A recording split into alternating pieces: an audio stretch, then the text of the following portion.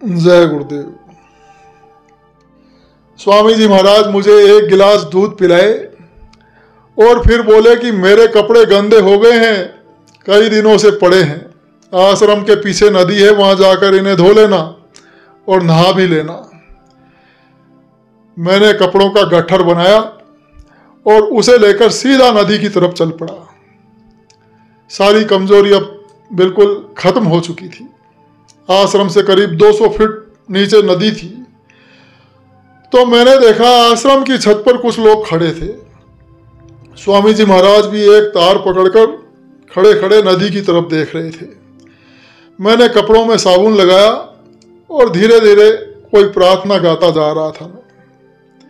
तो इतने में मैं क्या देखता हूं कि एक लंबा चीता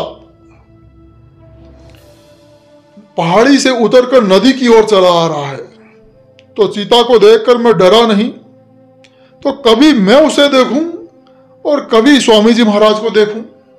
स्वामी जी महाराज आश्रम की छत पर खड़े थे। तो चीता उतरता उतरता आता गया और मुझसे 10-12 फुट दूर एक चट्टान पर बैठ गया। तो वो मुझे देखता था और मैं उसे देखता था।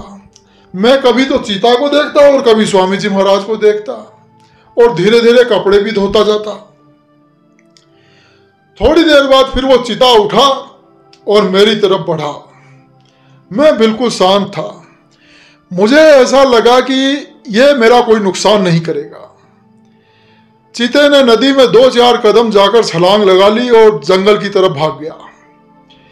मेरी बुद्धि में उस समय आया कि यह तो शेर था। जब वो जंगल की तरफ चला गया तो मैंने देखा स्वामी जी महाराज भी छत पर मुड़कर जाने लगे हैं। मैंने वहीं से बैठे बैठे परम पूज्य स्वामी जी महाराज को हाथ जोड़कर प्रणाम किया। कपड़े धोने के बाद जब मैं आश्रम में गया तो आश्रम के लोग कहने लगे कि अगर महाराज जी तुम्हारे आज न होते तो शेर तुम्हें फाड़ कर खा जाता। हम तुम्हें आवाज लगा रहे थे कि भागो भागो, लेकिन तुम सुनते ही नहीं थे। मैंने कहा कि सुनाई तो पड़ता था, लेकिन साफ सुनाई नहीं पड़ता था कि आप लोग क्या कह रहे हैं। 4 दिन आश्रम में रहने के बाद परम पूज्य स्वामी जी महाराज ने मुझसे कहा कि बच्चों सामान ठीक करो, अब यहां से चलना है।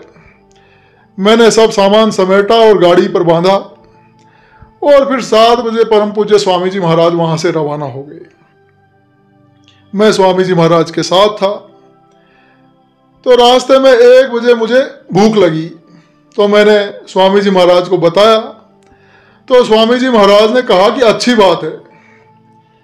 तो कुछ दूर चलने पर फिर स्वामी जी महाराज ने गाड़ी सड़क के किनारे खड़ी कर दी। एक ड्रम वहां गड़ा था, उस पर मैंने तौलिया बिछा दिया और स्वामी जी महाराज उस पर बैठ गए और मैंने गाड़ी का बोनेट खोल दिया ताकि इंजन ठंडा हो जाए। इतने में क्या देखता हूं, एक बूढ़ा बाबा सड़क के नीचे घाटी से छोला रोटी बेचता हुआ ऊपर आया।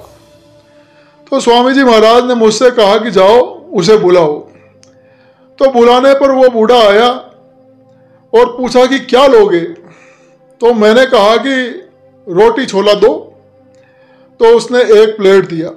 तंदूर की रोटी थी और गरम गरम छोला, उसमें से भाप निकल रही थी। मैंने प्लेट स्वामी जी महाराज को दी।